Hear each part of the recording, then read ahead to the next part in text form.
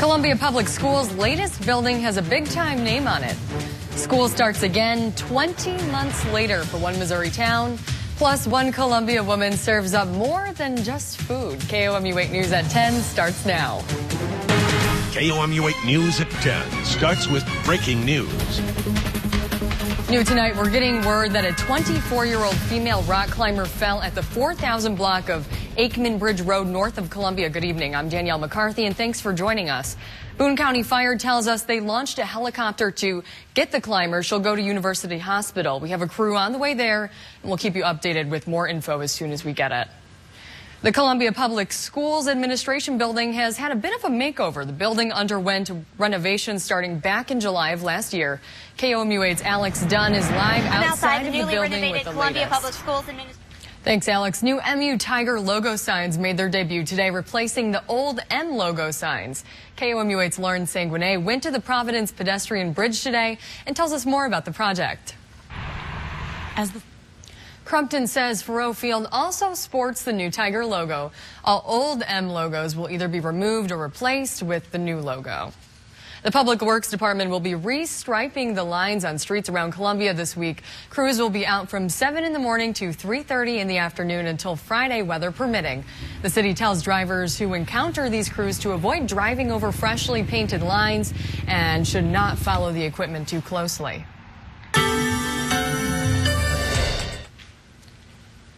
Latham, a small town west of Jefferson City, hasn't had a school building for 20 months. Latham Elementary burned down in an overnight fire back in December of 2010, but today that all changed. KOMU 8's Peter Terpstra shows us how it was all worth the wait. Students in Latham start classes next Tuesday, September 4th. Callaway County authorities broke up an underage drinking party early this morning near New Bloomfield. Deputies responded to several calls about a loud party at the residence. The party's host, a 25-year-old male, was cited on suspicion of serving alcohol to minors. One 18-year-old male was taken to Callaway County Community Hospital because he was unresponsive. The hospital released him today.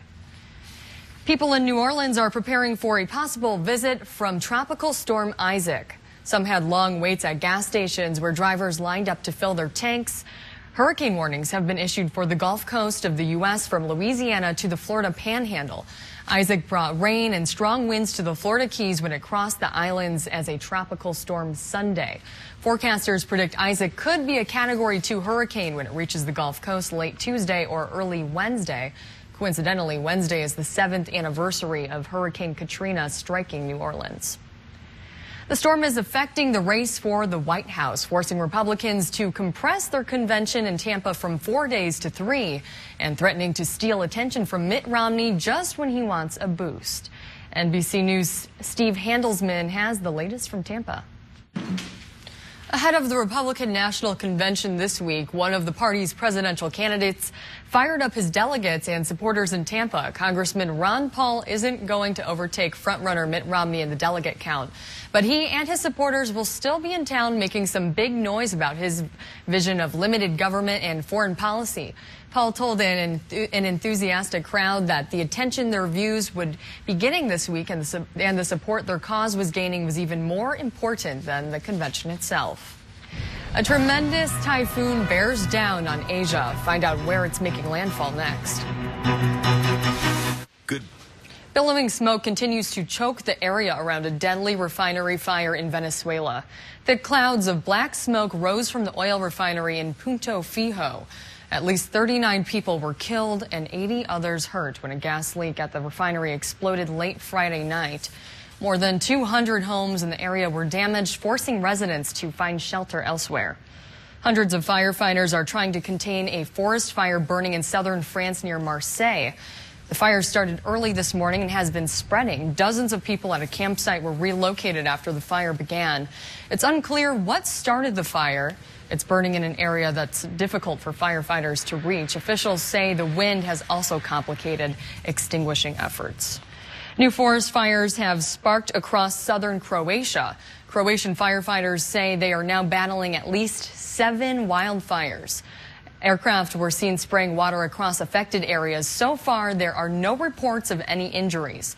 The weather forecast is not promising, though. Strong northern winds threaten to hamper efforts by fire crews. And a large and powerful typhoon is bearing down on the southern islands of Japan. It's one of the strongest storms to approach Okinawa in years, and people have been warned to stay indoors. Strong wind, torrential rain, storm surges, and rough seas are expected, with waves that could reach 40 feet. The typhoon is expected to bring up to 20 inches of rain over 24 hours as it passes over Okinawa. Danielle, back to you. Okay, thanks, Dan. One Columbia woman is celebrating working 20 years at the Broadway Diner. We'll hear her story next. Years ago today, Eunice Michaela began working at the Broadway Diner. As KOMU8's Matt Evans shows us, over the past 20 years, she served up more than just the diner's staple dish. One of the things that has kept Eunice. McCaleb continues to work at the diner Fridays, Saturdays, and Sundays. Now, let's admit it, almost everyone likes to rock out on the air guitar, but are you good enough to be the best in the world? Find out next. This is KOMU8 News at 10, coverage you can count on.